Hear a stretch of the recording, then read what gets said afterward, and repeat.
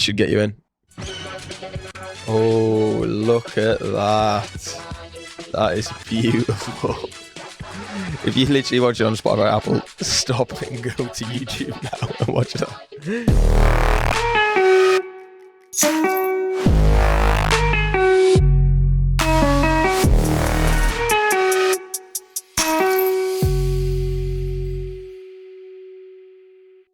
Hello and welcome back to another podcast. This is going to be Chatzzz episode 7, and you can see from the background here, we've got a different location today. Last one was in Fish and Trims. We had a nice fish tank, and then today we've got the lovely Dubai Marina, and we also have the lovely Kieran Harrison. Hello, nice to see you all. No, it's not actually a green screen.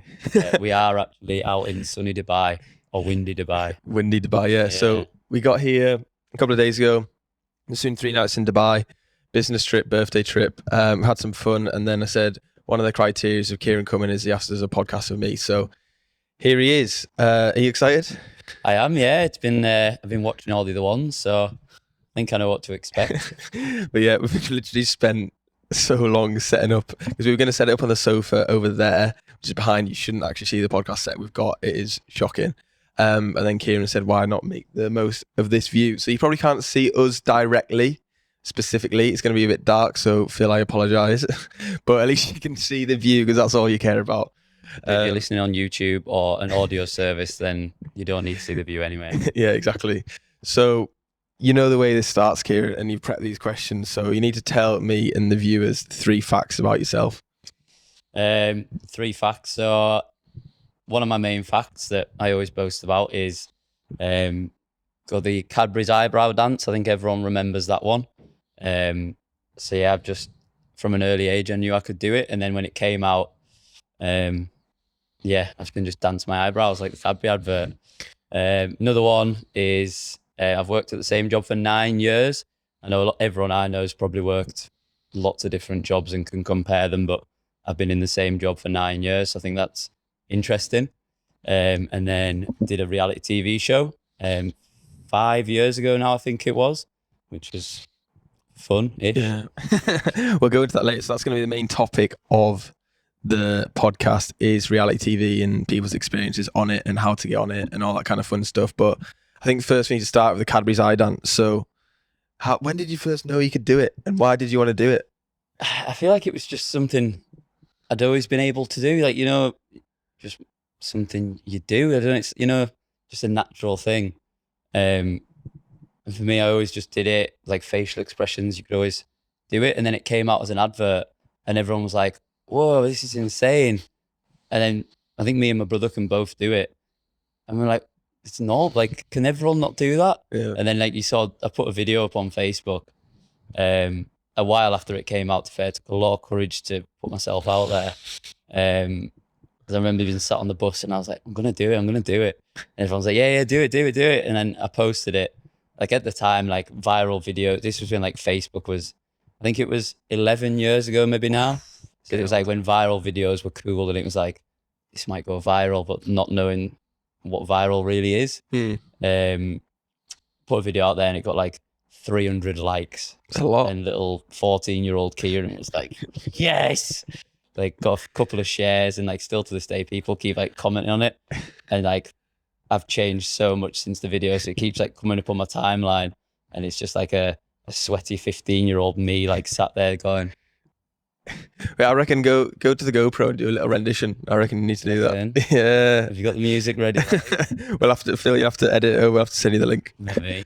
Right. So if you're not watching on YouTube, you need to watch on YouTube, because this is going to be something special. Like, you don't have to go that close because it is quite wide angle, so you should be all right.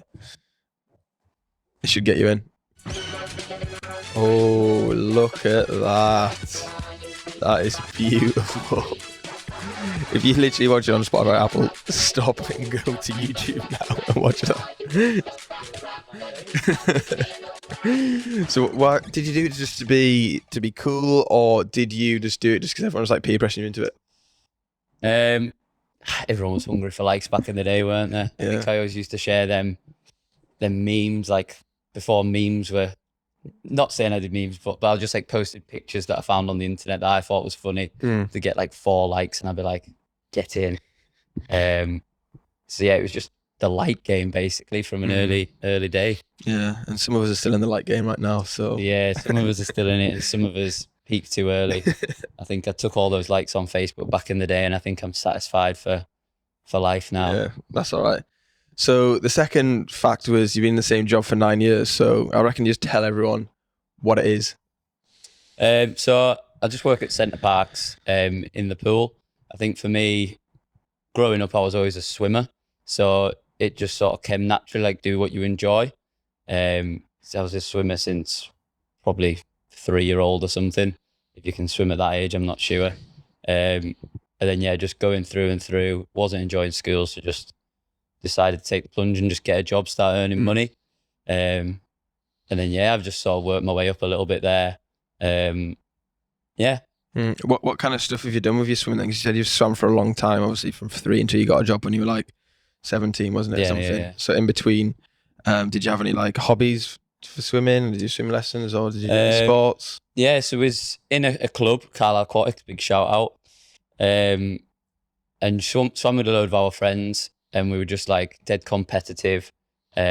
Always going through like the county galas, big competitions and stuff like that. Well, as big as we could reach anyway. Local, yeah. My highest level I got to was representing Cumbria, which not that great, but at the time it was like it's the best thing in the world when you got a chance to step up. I think I came like 12th or something, but it's not the point. Better than 13th. Yeah, it's better than 13 out of 12. But yeah, like it was important at the time, and like it was definitely good to have a hobby growing up. It was like swimming and water polo, like both side by side. Yeah. Took up a lot of your free time, to be fair.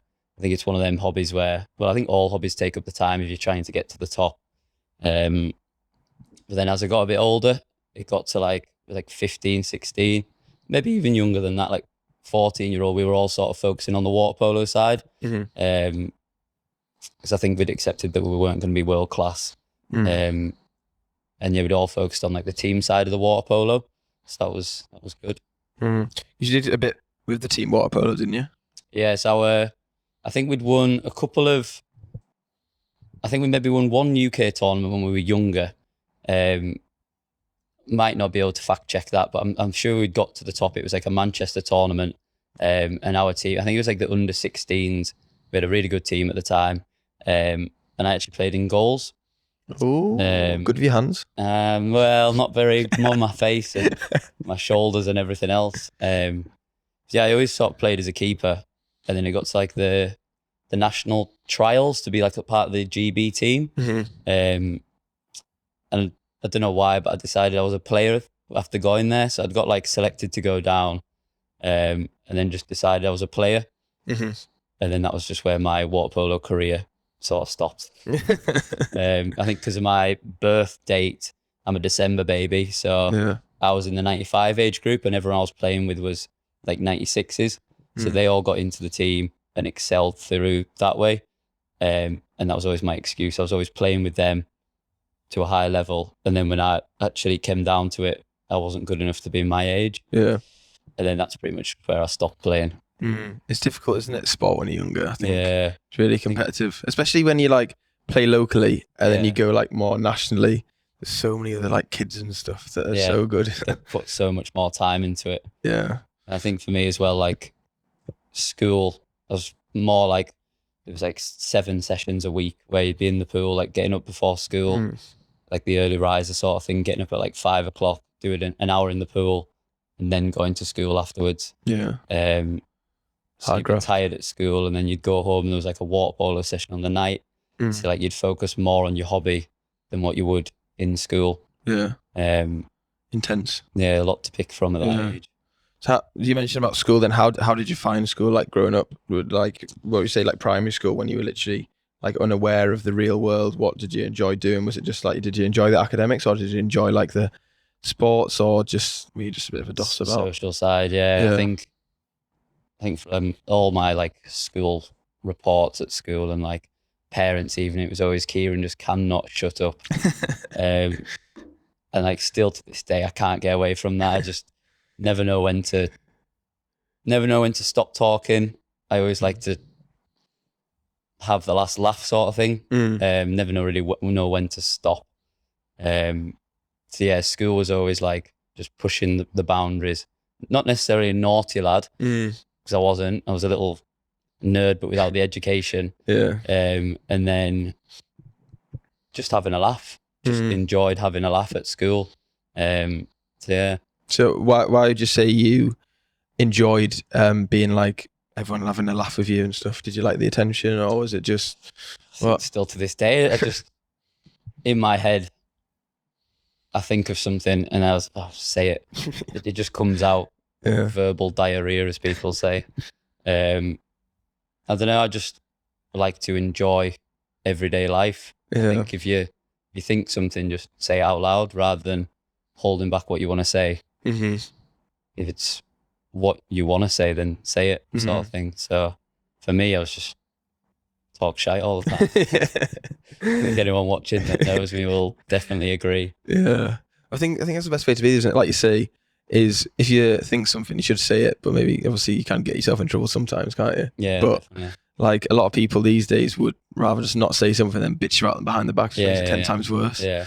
And then things like build up, isn't it, in like your head or their head, and then that's when people like fall out. Yeah. Which is like difficult. But so moving through school then, like into secondary school, obviously that's when like people kind of like find themselves and stuff. Yeah. So did you find secondary school like difficult or sound, or what was kind of like your experience going through there?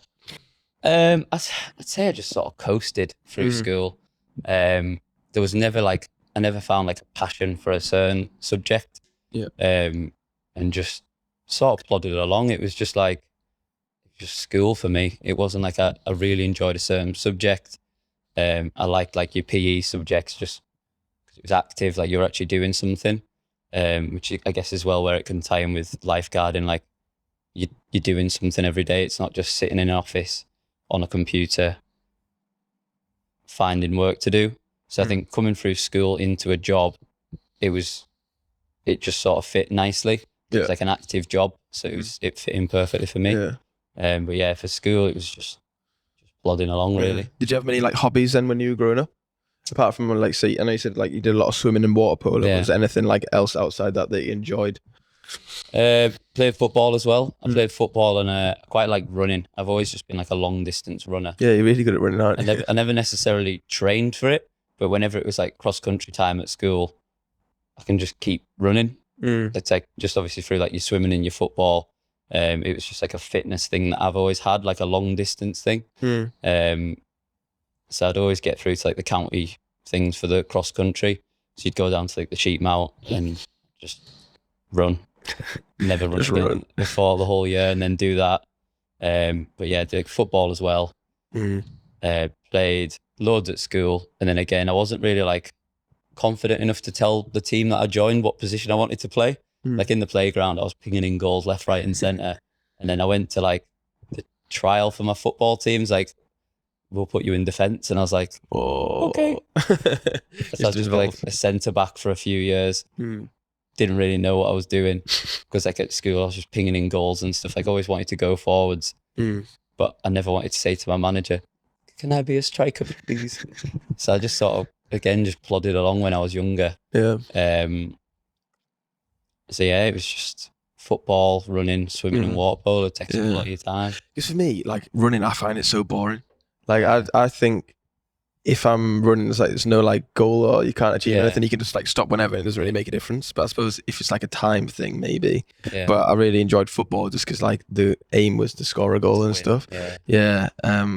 But everyone's different, aren't they? You know what I mean? Loads of people enjoy running. I wish I could. Because I was saying to you the other day, wasn't I? I wish I could do like a 5K or something. And just get into the routine. Yeah, get into the routine of doing it. But I'd need to like go with someone that does it consistently to keep me motivated. Otherwise, I would just pie it off. Yeah. Because I think when you get a bit older, you think you want to be more functionally active, don't you? Rather than when you're a bit younger, you just want to try and get as massive as possible and go to the gym and smash the weights. But yeah, this is a sign of getting old because I was 26 yesterday, so I'm filming this after my birthday. But yeah, I think so. You went to school then, yeah, yeah, and then because you went to sixth form for 1 year, but then you Not paid even a year. I did not go out I for went.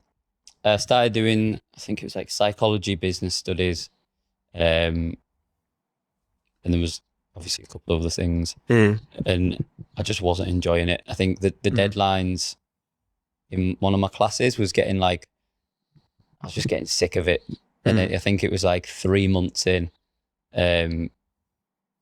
I saw the job come up. My brother worked at Centre Parks at the time, so I ended up just going for it and then got the job. Yeah. And then the rest is history. Just sixth form just wasn't appealing to me. Because it was that time where you felt like you had to go to like uni and sixth form and stuff. Yeah. And I think this was before you had to stay into education until you were 18. So yeah, for me, I'd rather have just got money. Like all my friends were like doing well at sixth form, and it just wasn't for me at the time. So yeah, I just quit and then went to work. Yeah. It's not for everyone, isn't it? And I think that's quite like a bold thing to do at that age, especially, well, I can't really relate to people now, but when I was at school, you just felt like it's a normal thing to do, isn't it? You just go to sixth form, then you go to uni, just in that routine, isn't it? And that's the way, because the more bums on seats the schools have with the kids, the more money they get, isn't it? So that's why they want to have as many people at sixth form. They don't really care about what grades you get and stuff. What you do with your life. As long as they get the budget to spend, then they don't give a fuck. So yeah, dropping out, I think, was that like a scary thing to do? Or I think, because you're just at that age and you don't know what you're doing with your life. Like, I think the people that have been like going through school, like loving school, and then there's this big thing at the end, like university. I don't think anyone really knew what university entailed. No. Because I think I always just thought it was literally just sitting in a classroom. So I didn't drink either till I was like, I think after I'd left sixth form, I maybe started drinking. And that was like, people obviously go to uni to drink nowadays. Or like the lifestyle even is what you said from your university experience.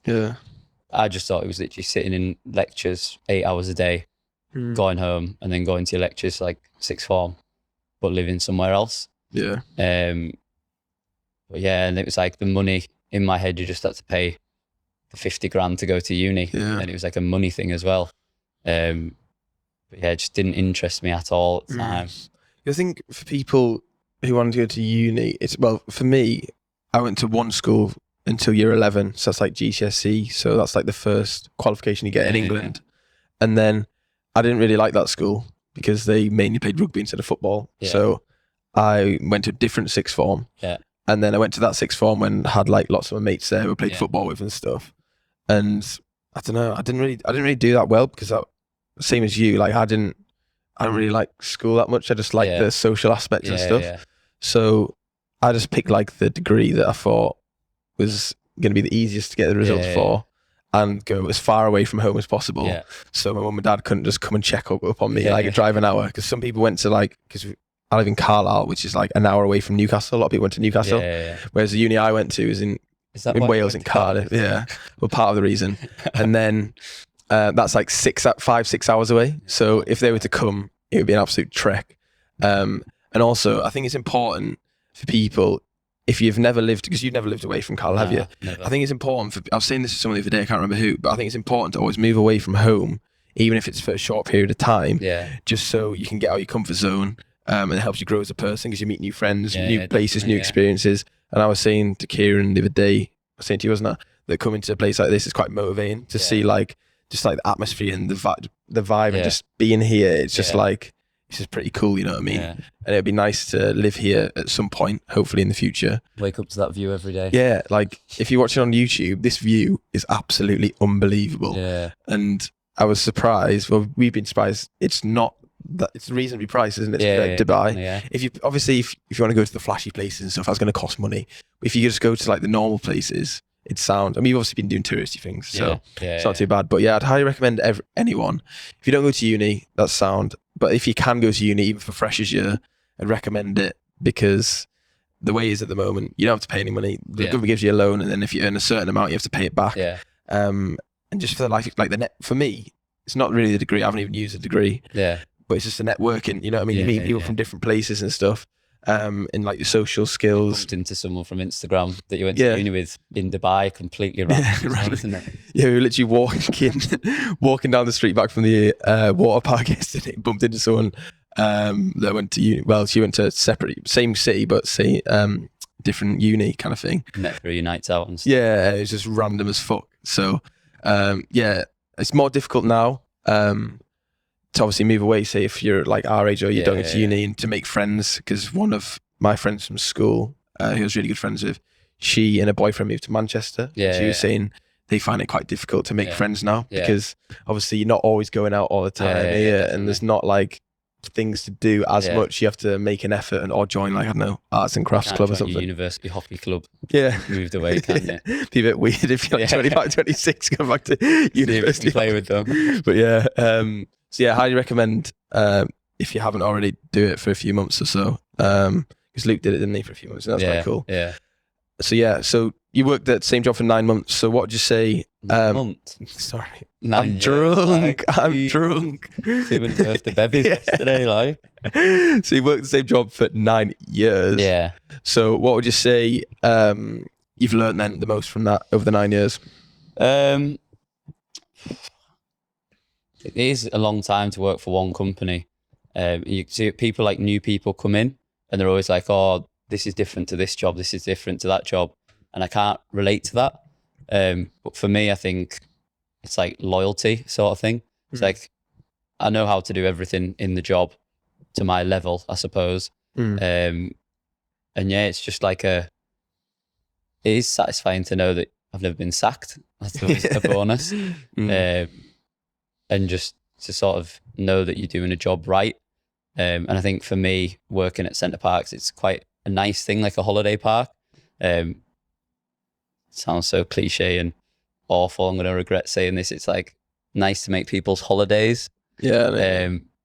Except most people are in a good mood on holiday. So it's not like you're working in the office and you hate people. It's like people that are on holiday enjoying themselves and you just sort of better that.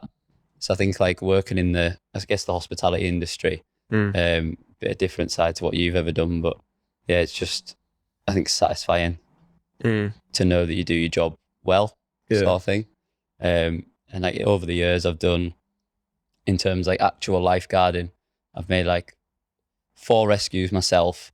And then now as a team leader, we sort of react to the situations and like deal with like first aids and stuff. So it's like using your training and executing it well, sort of thing. So yeah. Because when people always would ask what you do, I always say save lives. I think it's quite cool. Yeah. It's more impressive. Like say, you actually make a difference to people's lives, don't you, on a day-to-day basis, you know what I mean? When I say what I do, I make a difference to people's businesses, but like yours is on like a personal level, you know what I mean? It's just quite cool. Yeah. But you made quite a bit of progression though, haven't you, over the last, well, I suppose the first bit of it was quite slow, but then the last recent year or so, you made quite a bit of progression, haven't you? I think, just down to motivation, I guess. I was a lifeguard for, I think it was like 6 years. I've been a team leader for 2.5 years maybe now. And then now I'm like learning like the next step up, just like taking on responsibility and stuff. So I think the more taste of the biscuit you get, the more you want it. Well, yeah, we'll just go with that. But you can make up whatever you want. I've been making up sayings all week. I think the more taste you get for more workload, I think it becomes more enjoyable. So now I just take on anything I get asked to do, I'll just take it on. Because at the end of the day, you learn. If you do it wrong, you learn, you do it again, and you do it better the next time. So I think, yeah, that's important, because I think if you know you've done your best, nobody can ask you to do, or nobody should be, if you do your best, nobody should expect you to do any more, and they can't be angry or annoyed at you because you've given 100%. And if you know you have, then that's sound, isn't it? Yeah. But if people expect you to do more than you're capable of, or you know what to do, then that's just when they're not fulfilling their job role right. And I think that's where people think the bosses are wankers or they don't like it and stuff. So that comes back to self-awareness, I think, doesn't it, really? And just people management. And that's, if they're in a management position, they should know how to manage people, or they should be trying to improve their management skills on a day-to-day basis. But would you say then, like job satisfaction or being valued is important to you then in a job now compared to maybe a few years ago when you were just a lifeguard? Yeah. Because again, I think as a lifeguard, you're just watching the pool. But like when you go like into the management, it's like managing a team of like 60 odd people, making sure the day runs properly, and then to be acknowledged that you're doing the job right. It's very good. And then as well, started doing like, there's like a TA course that I got put on. So it's like investing in me sort of thing. So now I can train lifeguards to be lifeguards. They run a course and then get them passed through knowing that you've taught them everything. So again, that's like satisfying to know that you've done the job properly and then they pass through at the end. Yeah. Would you say it's like been a change or a shift in mindset then from being young at primary school or secondary school to coasting along and maybe coasting along for the first 6 years of your lifeguarding experience to the last 3 years where you really want to see a bit of progression and you want a bit more responsibility in your job role? Yeah. What you say, but then what was, you reckon, the flip of the switch, or was there any like factor that kind of I think, to be fair, I think going on TV, it not necessarily changed my mindset, but I think I got a lot more confidence from it. Like if I could go through something like that and then came away, and I feel like just after that I was building on like just asking to do more, doing more, and then motivation on, I think, rather than hating your job, like the positive mental attitude thing. It's like every day started to just enjoy work, and then again like that just naturally came with it. So yeah, definitely like had a shift in the mindset, and just got more passionate about things rather than just sort of coasting.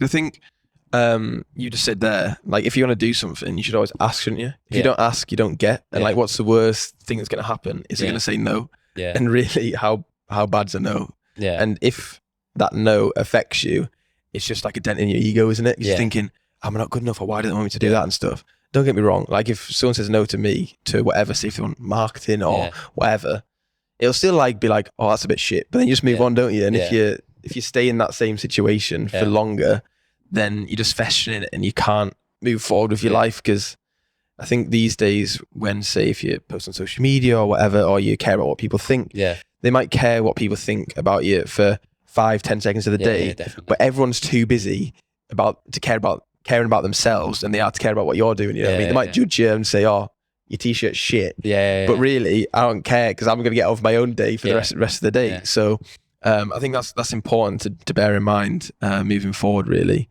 I think for me as well, though, if someone says no, rather than, again, like getting on with it, ask why, learn how you can better, and then try again. For me anyway, like in my job, it was just like, just try harder. Like take the criticism, take the feedback, and then learn from it and hopefully come back stronger. That was something that sort of stuck with me, just try. I think it's important, isn't it, to have an understanding of people and getting to know people more, because people are the most complex thing in the world, isn't it? Because logically something could make 100% sense, but there's a person involved who doesn't think logically, and they fuck it all out the window. So like you say, feedback as well is important, isn't it? And saying like, or why don't you want to do this? Not like in a dick way, being like, why are you not doing this? Or like, or just out of interest, why wouldn't you want to do this? Or why can't I do that or something? So you can understand, and then you can like reason with people, can't you? And then come to maybe some kind of agreement or something, or middle ground or whatever. But then you can kind of like move on and think, oh, in that situation, I've learned I won't do that again. Definitely. So I'll do this next time, and just don't make the same mistake twice, because if you do, you're an idiot. So you said the kind of change in mindset then from wanting a bit more responsibility and that kind of stuff at work came from the TV show. So I think this is the juiciest topic we're going to talk about today. So then, what TV show was it, and then how did it come about in the first place? So it was a couples reality show that I was on with my ex-girlfriend. She was the girlfriend at the time, and it just sort of sparked from getting a message on Instagram. Would you be interested in this? And I was just, as I say, like always down for a laugh, and like I was like, we'll do the interview. So I ended up doing like got home from work, got changed, and did like an hour-long Skype call with this like casting person from Channel 5. I was like from an outsourced like company. So it wasn't like with Channel 5, it was like with the filming production team. So if people don't know, that's how they recruit people, isn't Yeah. it? So it will be the main company, and they'll hire the casting people that will say message you on Instagram, whatever, and then try and recruit people, and then do an interview. Yeah, and then they sort of like, they would then pitch the show to a channel, and then the channel would take it on. So you're essentially working with the people doing the filming, and then they sell it to the team. But yeah, so like it was just like a random bloke in London. Like at the time, I was like, you just don't expect it to go like that. As in, like, you don't just think that someone just goes on Skype and then that's it, you're on, sort of thing. So did like an hour Skype call there. There was like loads of questions, and then what kind of questions did they ask you then on the Skype call? It was just like situations to sort of scout out if you're going to be good for this sort of reality show. And what was the reality show called? Make or Break. Yeah. And it was just like couples with problems to go there and solve them. To make or break the relationship. Make or break the relationship, yeah. And it was just like, we were playing on the problems that we'd had, because she was like dying to get on TV, sort of thing. Yeah. And I was just going along with it for a laugh. So when someone messaged, did they message you or did they message her? They messaged her, yeah. They messaged her. So she was the one who was keen for the TV thing, and you were just like, oh, might as well do it, kind of thing. Yeah. So then you organised a Skype, and then what kind of questions were they asking? Then what was the situations, kind of thing, just so people can kind of understand. It was just like sort of times where you've maybe wound someone up, or like a time where you've pissed someone off, like that sort of thing, to sort of see if you go on there, are you going to be the one that's like prodding people, like winding people up, asking like questions about your relationship. Because would you say, like, when they were asking the questions, you would kind of make them sound bigger than they were, just so you'd make good TV, if that makes sense? Yeah. Because like people that may be watching and listening, if people say asking, oh, what's the little things that might wind you up on your partner? Yeah. You might just say like, oh, not doing the dishes. Yeah. But I think you were savvy enough to think that, or at the time, if we want to go on TV, you need to make it sound like it's going to be good crack on TV, because if everyone doesn't do the dishes, Kieran fucking leaves all the cupboards open in the kitchen. I've noticed the last few days. Let's not talk about that. Like, that's not what but it's about. If you're saying my partner leaves the cupboards open in the kitchen, nobody will care about that on TV. Nobody will tune into that, will they? But if you say, I don't know, random thing like, I don't know, she goes behind her back on nights out and turns her phone on airplane mode or something, then that would obviously make good TV and a talking point, and then you can see there's maybe a bit of tension in there. So if you're ever applying to be on TV, you need to remember, fake it till you make it. Yeah, basically. Fake it till you make it. So carry on with that then. So they asked you a few situation questions, and then would you say then you kind of blew them up more than they were at the time? Yeah, definitely. I think it was any question you'd got, you times it by 10, and just sort of elaborate, make yourself sound more interesting than you actually are. Yeah. Because we're both very good at that. And yeah, just like talking more about like being a wind-up merchant. As we were saying, like at school, it was like talk the hot legs off a donkey, or whatever that saying is. Just talking shite all the time. So again, just like playing on times where people have like started on me on a night out because I don't know how to get myself out of a situation, like talk myself into a situation. And I think the person was sort of loving it, like, and then you see him sort of like laughing away. That's his job, to get like encourage people. But then it was just that, it was like, right, we'll clip together this hour-long thing, make say like a montage, and we'll send it off to like the casting director, I guess, and then they'd like shortlist people, and then go from there.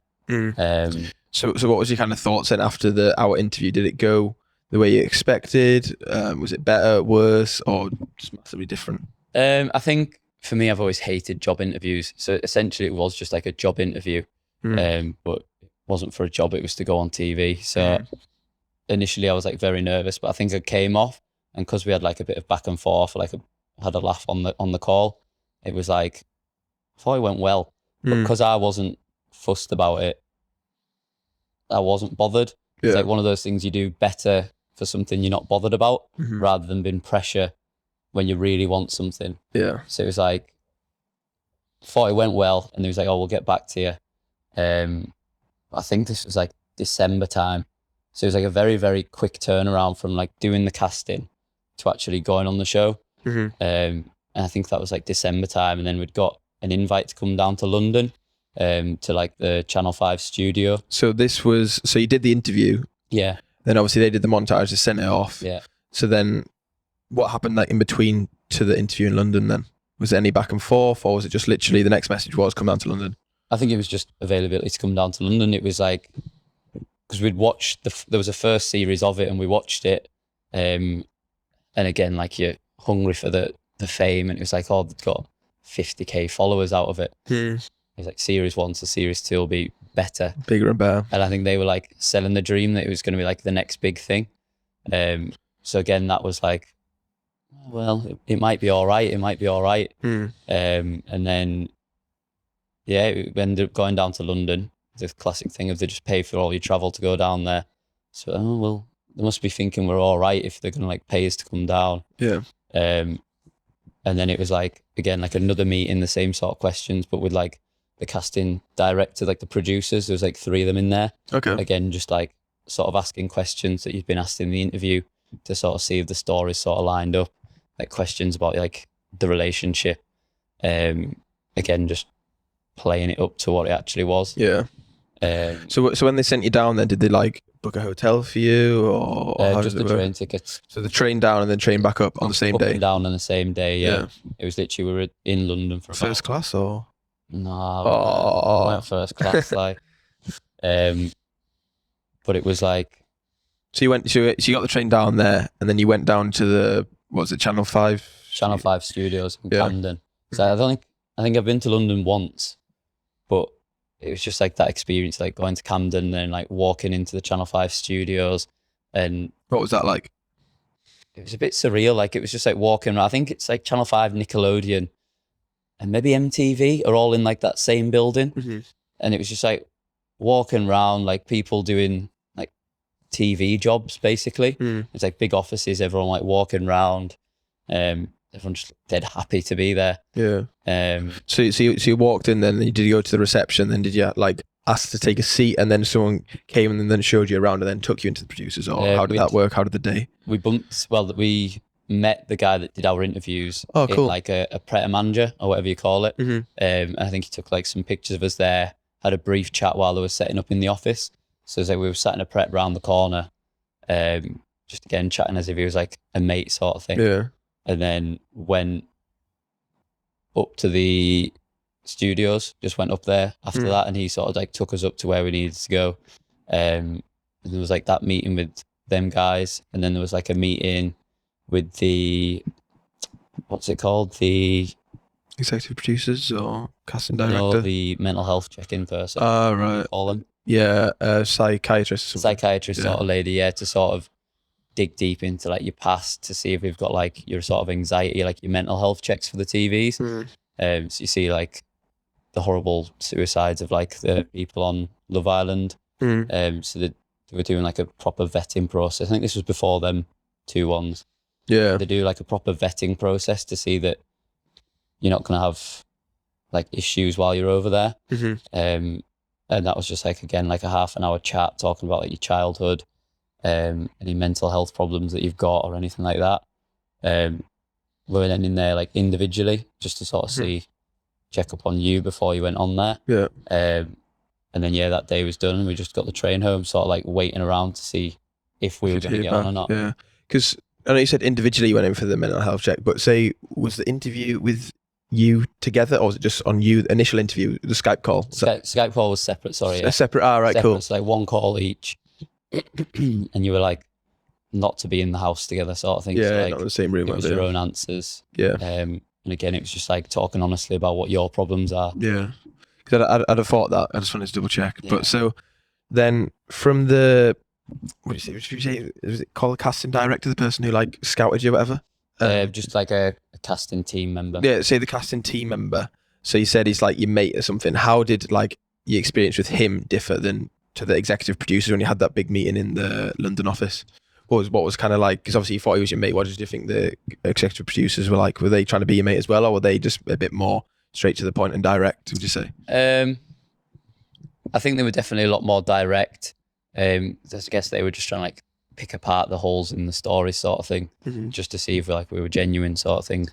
Yeah, I just remember them being like a lot more forward, but still fun, so to speak. But yeah, there was definitely a difference between the two. So I think the casting team must speak to like hundreds of people a week to get them on these shows, which is quite cool. Yeah, because I think it's like you say, isn't it? The casting team member, or whatever, he or she must go through hundreds of people a week, and then they're trying to find the few people that are worthy, should we say, of going to the executive producers. So the executive producers know you're decent crack, or you're going to be half decent. So they don't really need to be your mate, do they? As much. They just need to, like you say, get the answers to the questions they want to find out. So that's quite cool, because I've been on one TV show. I was going to go on another, but that came out last minute. And say it was similar. Say with me was the first one I went on didn't have any of the mental health stuff. Did not? No, because I don't know, because that was on ITVB. Yeah. So that was literally just the message of mate. He was in a relationship, said I would do it. Yeah. I would do it, and I did it or whatever. Had a call with him. Yeah. Like I say, just make yourself sound better cracker than you actually are. Yeah. And then they were like, all right, sound, we'll let you know. So I just got an email through saying, right, we're going to come on this date. You need to do this, be free on this date, between these dates, between this time, whatever. Then she came down and then straight into filming, basically. I think there's obviously a few like waiver forms and stuff in between. It's a very quick process. Yeah, it was. Because I was waiting to find out if I was going to be one that it was called dinner dates. So basically, people don't know what that is one person goes on 3 blind dates with the opposite sex or the same sex, whatever it is now, and they'll cook you a meal, and then you pick the favourite at the end. So I was waiting to find out if I was going to be cooking the meals or the picker, and I only wanted to be the picker because that's more airtime, isn't it? So I found out I was actually at an Everton match with Giles, friend Giles, and I found out I was going to be the picker, and I was like, oh, sick. So then did that, whatever, and like you say, it was quick, it was over 5 days. So it's quite like a longish process, not as long as yours.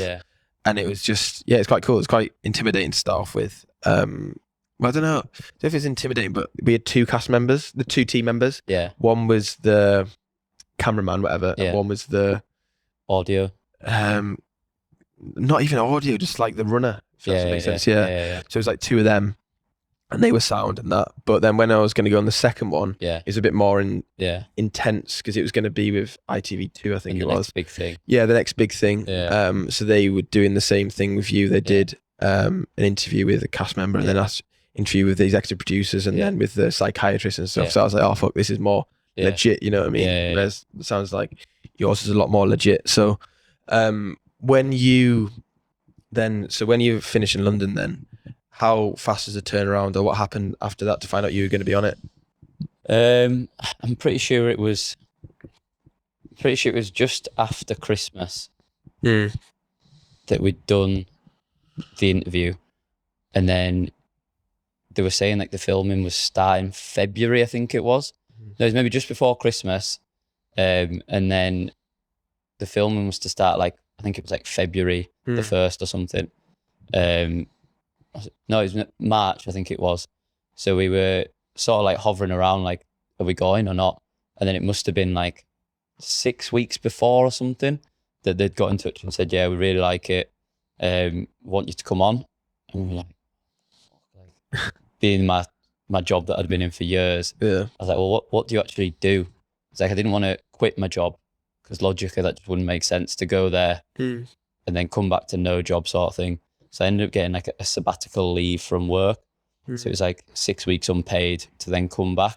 But in my head, I was going on TV. I was going to be big time. I think they were a bit misleading in the way it was going to come out. So that like originally said it was going to be the week after we got back on like Channel 5, and then it'd be like MTV the following month or something. So it was like a quick turnaround for what it was actually going to be. That's a story for later. Would you say that they kind of like sold you the dream compared to what it was? I think like 100 mile an hour at the time.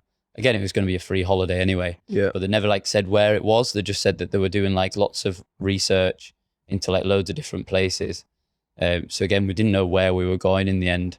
So it was like it must have, I think it was like 5 weeks beforehand where they were like, yeah, you're going on. It's going to be somewhere hot, etc., etc. So I ended up getting a PT at the time, and just for the next like 4 or 5 weeks at work, I was just on like I've never been on a strict diet before. I was on like a strict diet, just trying to lose some Christmas fat that we all try and lose. And yeah, I thought I looked very lean at the time. I didn't really have any size on me. So like looking back at the pictures, my stomach's a bit slimmer than it is now, but I don't think I was fully ready. Yeah, well, we were saying the other day, there weren't you? I said to you, was it yesterday, the day before? I said, do you reckon that was the best shape you were in? And you said, probably not, but I said that's the leanest you've been, but maybe not the biggest, bulkiest, like muscular. Yeah. You know what I mean? So would you say then the TV company, casting company, whatever, kind of kept you in the dark about the whole situation, but kind of like dangled the carrot in front of your face? Yeah. Cause it was like that. It was like we didn't know where we were going. We just knew sort of the date to be available. I don't think we actually knew how long filming was. So I think it was just like a sort of a month thing.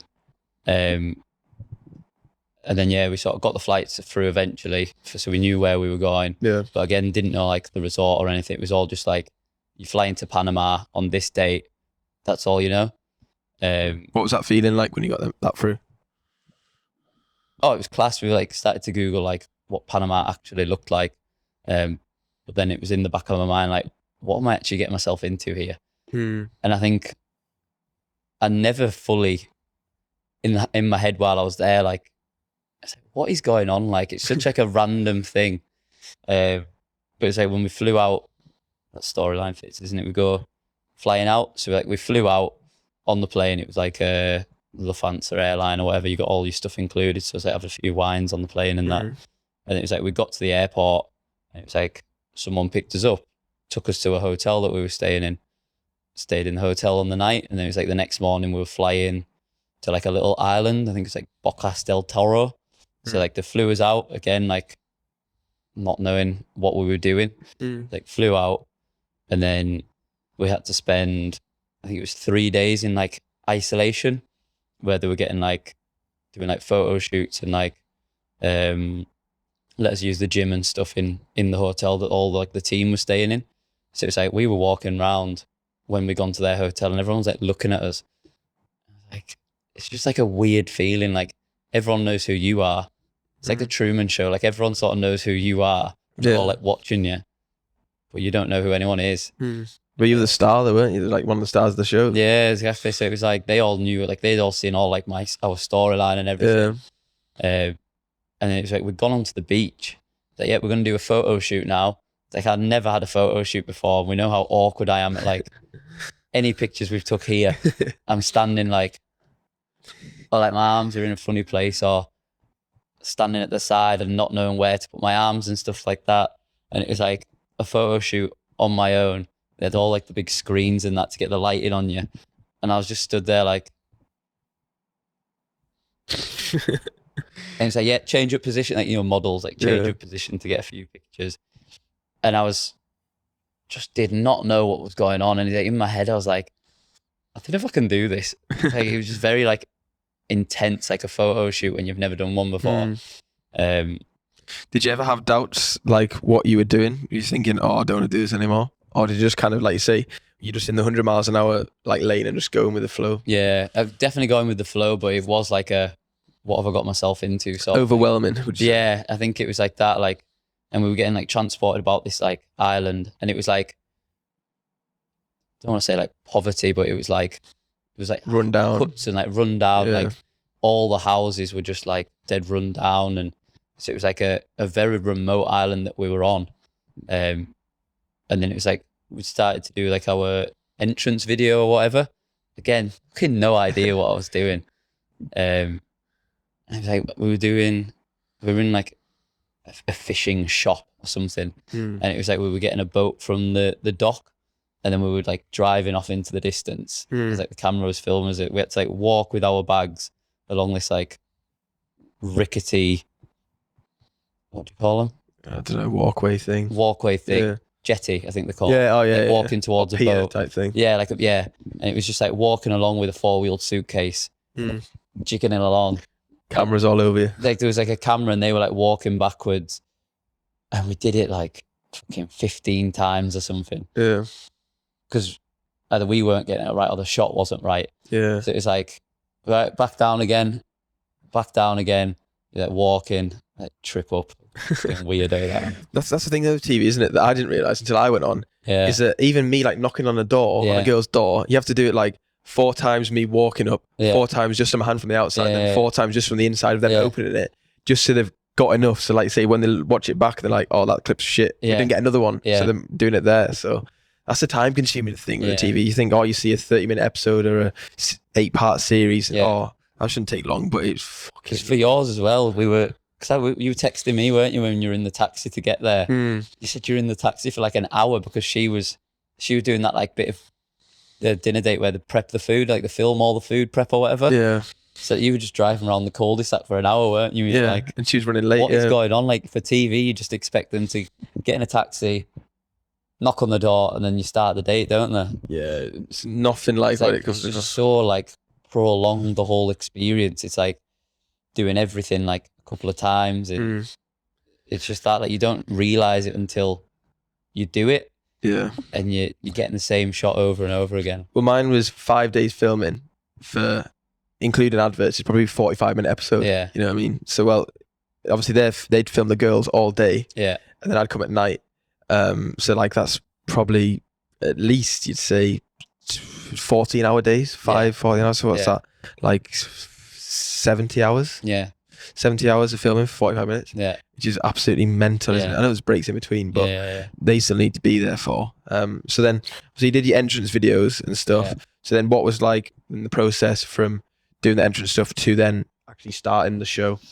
So again, it was like we'd filmed that and then like going back to our apartment, I think we were going to like cross over one of the other couples. So there was like making us like duck down in the minibus. Oh, so you couldn't see the other couples then before? You couldn't see the couples until the filming started. Oh. And this was another thing that was just like in my head. It was, so we were in our apartment and then it was like a half an hour like speedboat ride to the actual island that we were on. So it was like, again, we travelled to Panama to a small island, and then a boat from the small island to the other island that we were staying on. And it was, I think it was like on filming day, we'd got the boat and then we got put in like a random house on this island, like within the like filming compound. Yeah. And I think all the other 7 couples were in like different houses along the way. And we were like just sort of sat there. They gave us some food. Again, just sat there, like, what is going on? Because we come in and put bags over our heads with like goggles and bags over your head, and then walked us to where the filming was starting. Yeah. And it was like just walking, like hand on this person's shoulder, walking along. And then we were all like stood in a semicircle with these bags on our heads. And it was like 5 seconds before the filming starts. They took the bags off your head. They jumped out a shot, and then filming started. And it was, you ever heard of Rick Edwards? No, but I think you mentioned him before. Yeah, I mentioned him a few times, just like a TV presenter. Yeah. They did Tool Academy.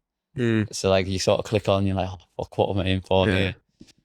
So they explained what was going on, because I know Netflix do that Too Hot to Handle, don't they? Yeah, they sold it last time with like Parties in Paradise or something. Yeah. So they explained what was the point of the show yet, or did you not have a fucking clue? We'll say there was a first series, so we'd sort of... Oh, right. So they told you it was going to be the same thing? Yeah. It was the right thing. Like we'd watched the first series, but it didn't seem too intense. Yeah. So what's the feeling then when they took the bags off your head?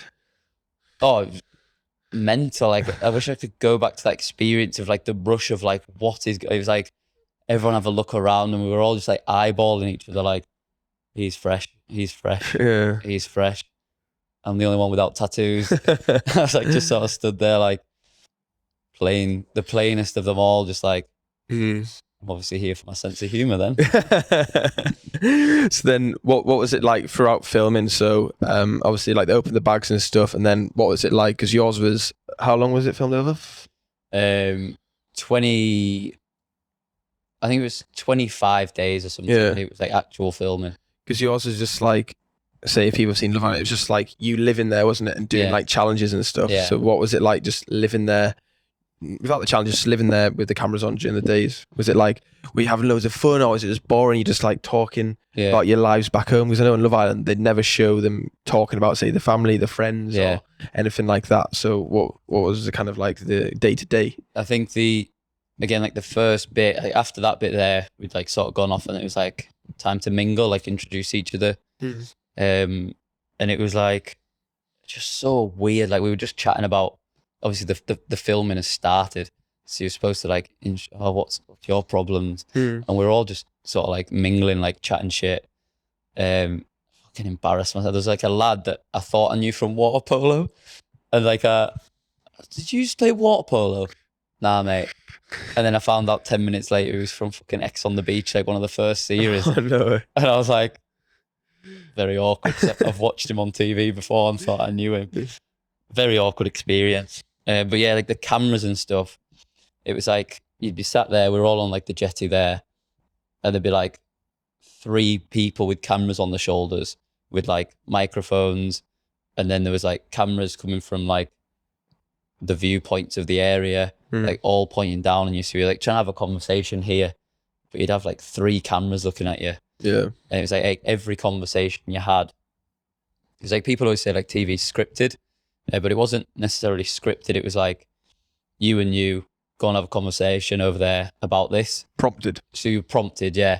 And it was just weird. Like the first few conversations I had, it was just like weird. Like say we were sat here and there was a camera like there pointing at my face, and then a camera pointing at that face, and then a camera getting like the wide angle. That's what we've got right now. So yeah, this is why I've set up the cameras like this. I've actually done it for Adam. Yeah, he did too. Fair. Going off my previous experience.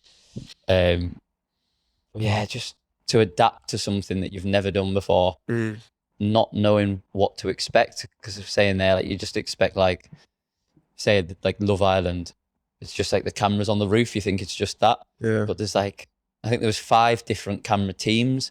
So there was like a cameraman, an audio man that like sorted out your mics and stuff. There was, I think it was like a casting team member with each group, and like they do like all your interviews and stuff. So it was again like that, you know, like when they do like the individual chats on like X on the Beach, there's like a camera on them, and there's the light on the face and stuff. They like ask you the question, and then you like answer the question in your sentence. So it's not like you're there like ranting about something. It's like you get 15 minutes in front of the cameras, like asking you every question about what's just happened. It was just weird. Yeah, because I remember before I went on, I was told by one of my friends, he said, "Oh, you'll get red light fear." So I was like, "What?" It's like, "Oh, as soon as the camera comes on, the red light comes on, you'll freeze to start off with."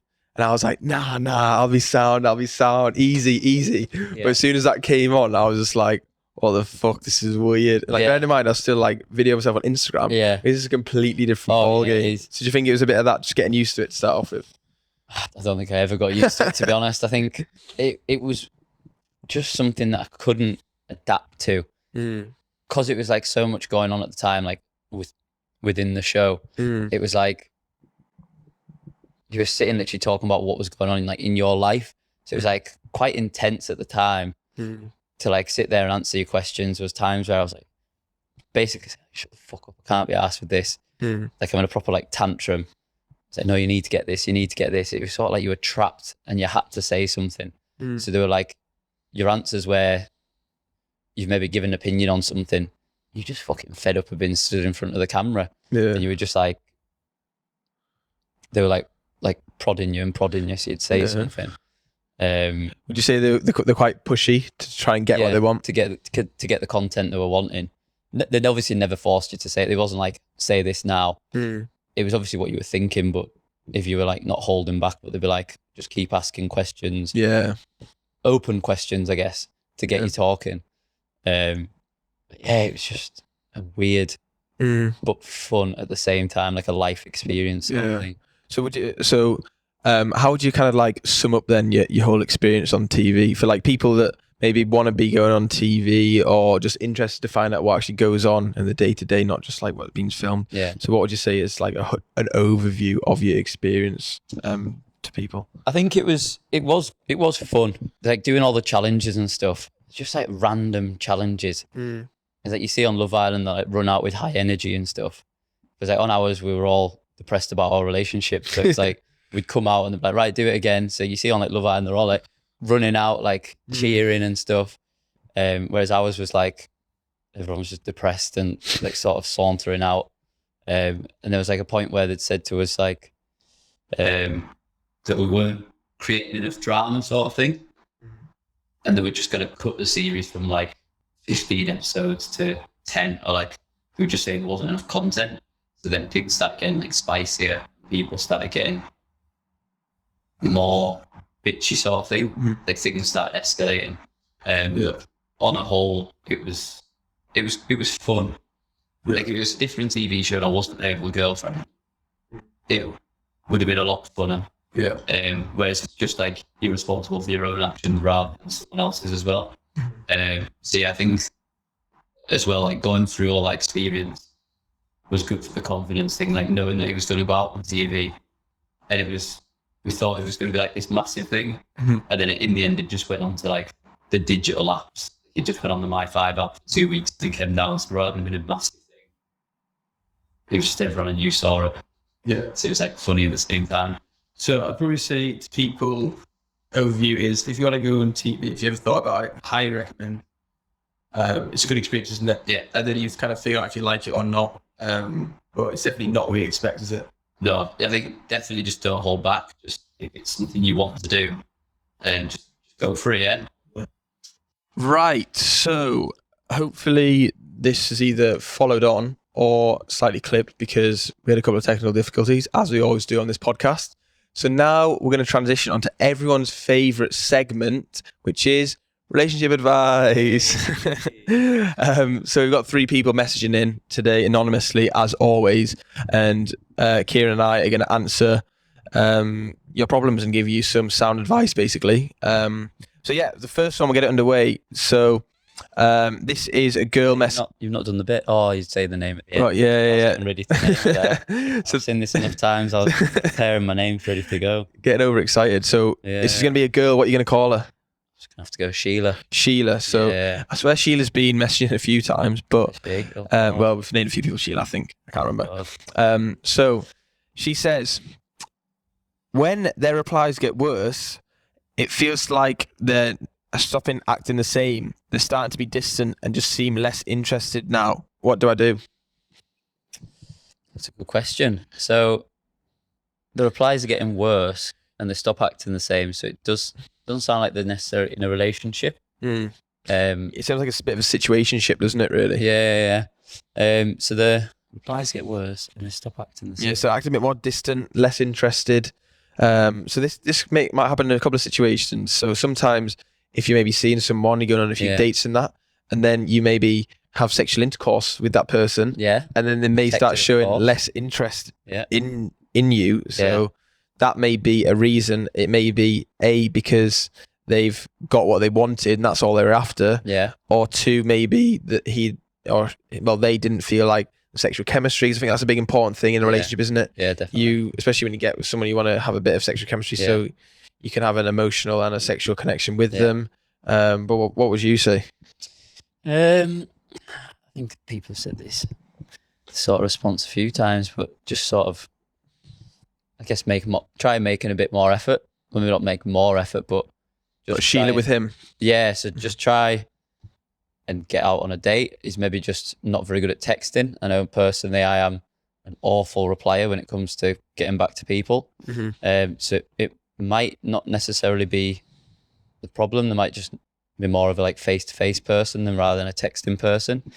I suppose if they're acting differently as well, I don't know, maybe just don't go all in on that relationship. So try and figure them out a little bit better. And if you can't, then cut ties and learn a lesson from it. I think it's communication, isn't it? We always come back to it. Is maybe just not confront, but just address the situation and Yeah. say, this is how I'm feeling, X, Y, and Z. Yeah. What are we going to do? And then you can either move on or fix the situation. Yeah. I think that's always important. So this is a man messaging in. What do you want to call him? See what his question is first. Mate, I need to say the question after you name them. You're not a true fan of the podcast. Yeah, I've just done the opposite way around. Go on, what are you calling him? Have we had a Patrick yet? Oh, I don't think we had a Patrick. Has he not asked him before? No, Patrick's messaged in and said, should I wait for them? I don't know where I stand with them.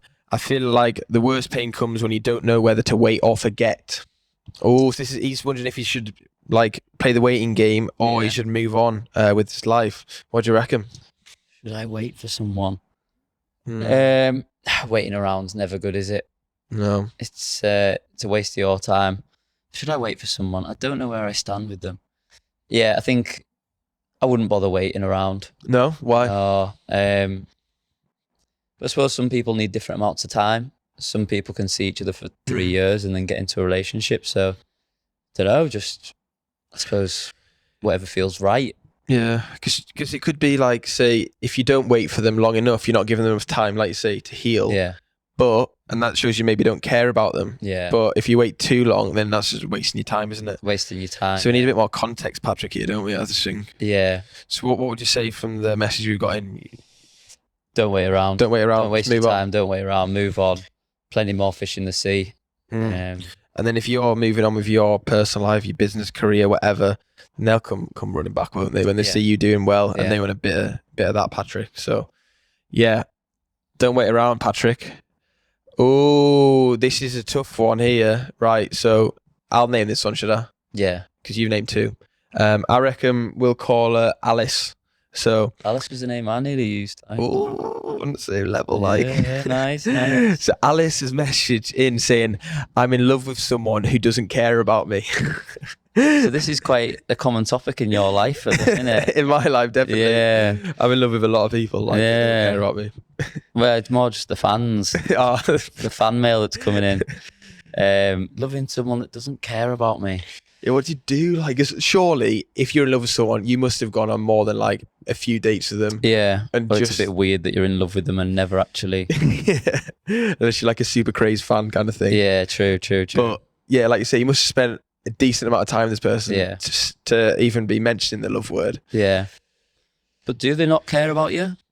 Yeah. Or is it just your inside thoughts telling you that they don't like you? Because people can overthink situations, can't they? Yeah, so maybe he is doing everything.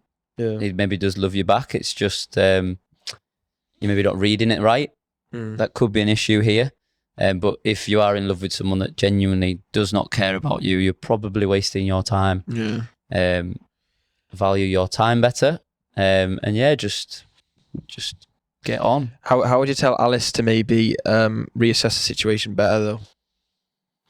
It doesn't love you or doesn't care about you. It just depends what you mean by doesn't care. Yeah. It might be a case of doesn't care. He still wants to do things with his friends. So it could be this issue where he's going out all the time. She thinks that he should be spending every Saturday night with him.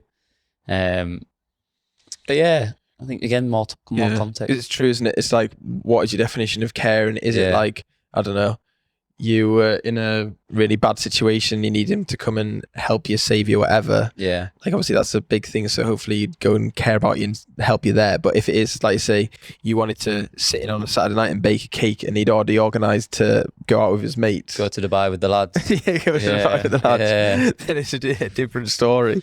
Because Kieran basically came here without his girlfriend. Well, she didn't make the cut, did she really? She didn't make the cut, yeah. So I reckon that's all for relationship advice today. 3 quick fire questions, some sound advice. So if you are messaging, why are you messaging? But hopefully we've given you something, food for thought to think about, and you can have a better relationship or situationship, whatever it is. Any closing thoughts, Kieran? I think the people that are writing in need to maybe give a bit more context. Yeah, definitely. At least 3 pages worth of context. Yeah. What they're doing right, what they're doing wrong, and then the question. Maybe some pictures involved as well, so we can put a name to the face. Yeah. Rather than anonymously. Yeah. No, that's fine. But any final thoughts on the podcast overall? Anything you want to tell the viewers, the listeners about reality TV or whatever it is? Put yourself out there.